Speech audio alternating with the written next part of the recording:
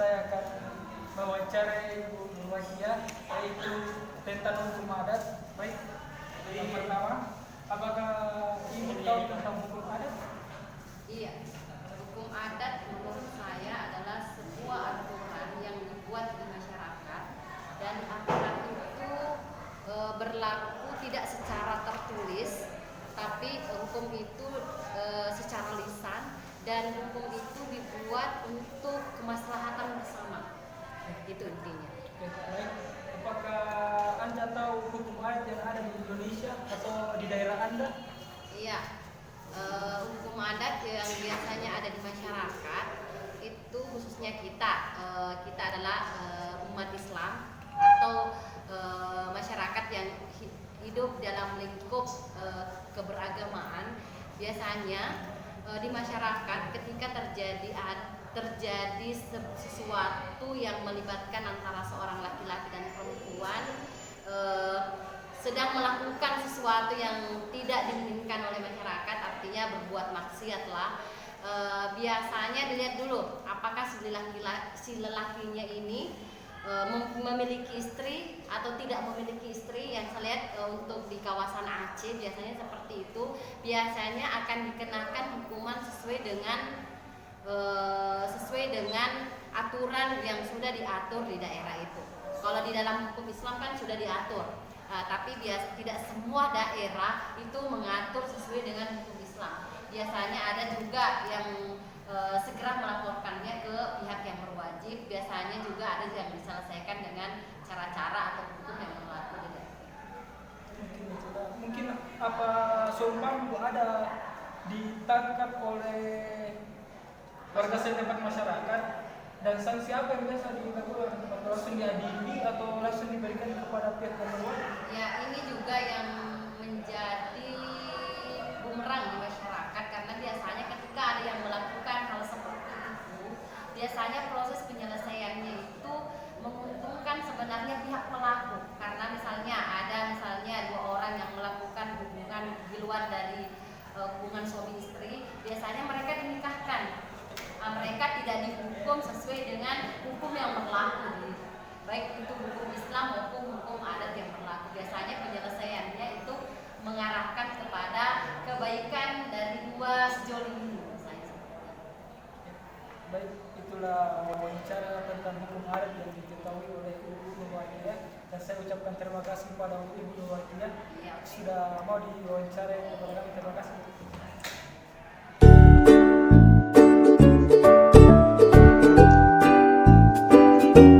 Baik, di sini saya akan menjelaskan pengertian tentang hukum adat.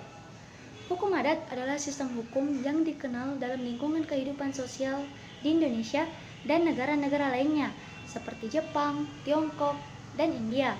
Hukum adat adalah hukum asli bangsa Indonesia.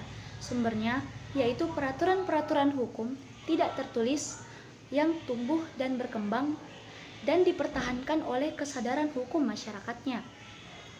Karena peraturan-peraturan ini tidak tertulis dan tumbuh kembang, maka hukum adat memiliki kemampuan menyesuaikan diri dan elastis. Selain itu, dikenal pula masyarakat hukum adat, yaitu sekelompok orang yang terikat oleh tatanan hukum adatnya sebagai warga bersama suatu persekutuan hukum karena kesamaan tempat tinggal atau atas dasar keturunan.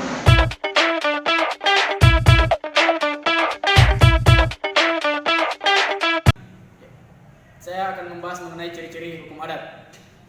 Timbal balik antara kelompok-kelompok mengakui tingginya biaya penolakan untuk menerima penilaian yang baik. Mengambil orang-orang menolak penilaian seperti itu di luar kelompok pendukung mereka, dan mereka menjadi orang-orang yang buangan atau penjahat. Solusi yang diputuskan cenderung diterima karena takut akan sanksi yang berat. Adapun ciri yang pertama yaitu diakui dan tidak tertulis. Hukum adat diakui bukan karena didukung oleh kekuatan beberapa individu atau lembaga yang kuat, tetapi karena setiap individu mengakui manfaat berperilaku sesuai dengan harapan individu lain, bahwa orang lain juga berperilaku seperti yang diharapkan. Dan yang kedua, mekanisme penerimaannya dua arah. Timbal balik adalah sumber dasar bagi pengakuan kewajiban untuk mematuhi hukum yang menegakkan hukum dan sistem hukum adat. Artinya, individu harus bertukar pengakuan atas antara perilaku tertentu untuk keuntungan bersama mereka seperti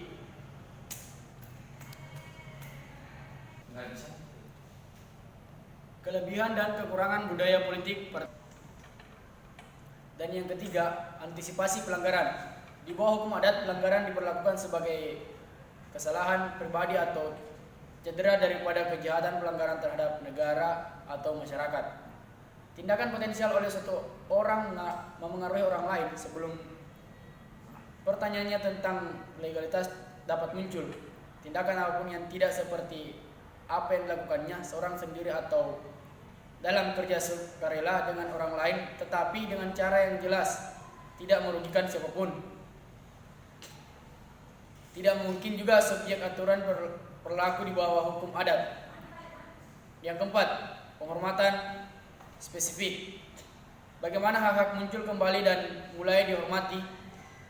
Bagaimana hukum muncul membawa penghormatan bagi legalitas mereka? Dia terdapat bahwa tidak ada kolektif akan diperlakukan untuk merancang kontrak sosial atau konstitusi, untuk menentukan hak, dan untuk membentuk lembaga untuk menegakkan hak-hak tersebut. Sekian dari saya, selebihnya akan dilanjutkan dengan rekan saya. Di sini saya akan melanjutkan ciri-ciri hukum adat yang kelima, yaitu penyelesaian permasalahan dengan kesepakatan bersama, di mana penyelesaian perselisihan dapat menjadi sumber utama perubahan hukum karena adjudikator akan sering membuat aturan yang lebih tepat tentang perbedaan pendapat yang ada, dan bahkan memberikan aturan baru karena tidak ada aturan yang diakui secara umum yang mencakup situasi baru, di mana jika sekelompok orang yang relawan menerima putusan menjadi bagian dari hukum adat, tetapi bukan karena dia dipaksakan secara korsif pada suatu kelompok yang berperan otoritas yang mendukung pengadilan. Terus yang keenam, adanya sifat-sifat balas dendam, di mana karena aturan hukum adat bersifat balas dendam, di mana pihak yang dirugikan harus mengejar penuntutan. Karena keadaan seperti itu, individu memiliki insentif timbal balik yang akan membentuk sekelompok dukungan timbal balik untuk masalah hukum. Terus yang ketujuh, yaitu penggunaan sistem kekuasaan, di mana dorongan untuk menerima ajukan dalam sistem hukum dan adat dan juga dapat sistem otoriter adalah ancaman kekuatan di mana-mana. Tetapi penggunaan kekuatan semacam itu tentu saja tidak mungkin menjadi norma. Sebaiknya kesepakatan antara pihak harus dinegosiasikan, seringkali arbiter atau mediator yang dapat diterima bersama pihak yang berkepentingan perselisihan.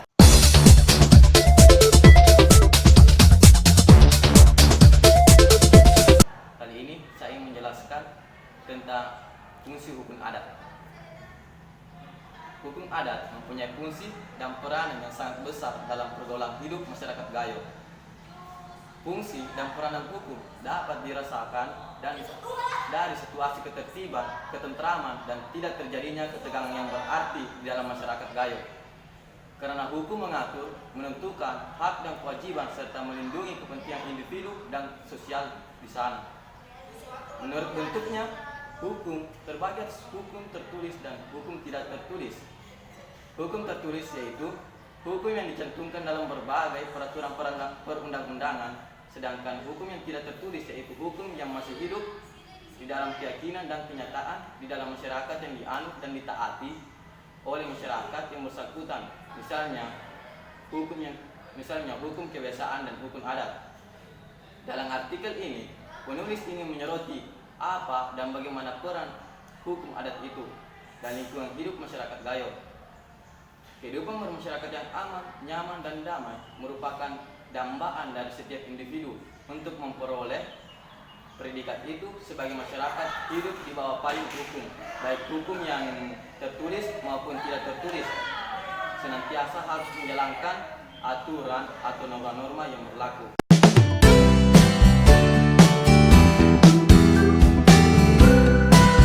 Saya akan melanjutkan ke topik yang terakhir, itu contoh hukum adat di Indonesia dan internasional.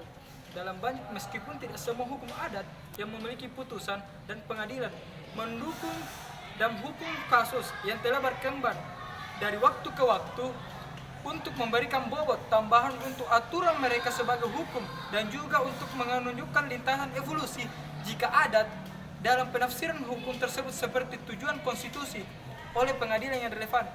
Ya, baik, saya akan memaparkan dua contoh hukum adat. Yang pertama, di negara yang berbagai bentuk perkawinan yang diizinkan oleh adat, telah ada bentuk-bentuk perkawinan yang biasa ini mungkin benar-benar berlaku meskipun mereka tidak secara ketat masuk ke dalam definisi salah satu dari kedelapan bentuk itu.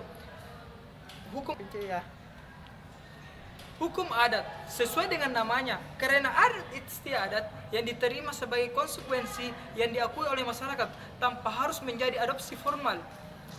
Mereka ada secara paralel dengan sistem hukum formal. Sering meskipun ada kecenderungan hukum mengenai mereka secara formal. Itulah pembahasan tentang hukum yang adat yang bisa kami sampaikan. Lebih dan kurangnya mohon dimaafkan. Assalamualaikum warahmatullahi wabarakatuh.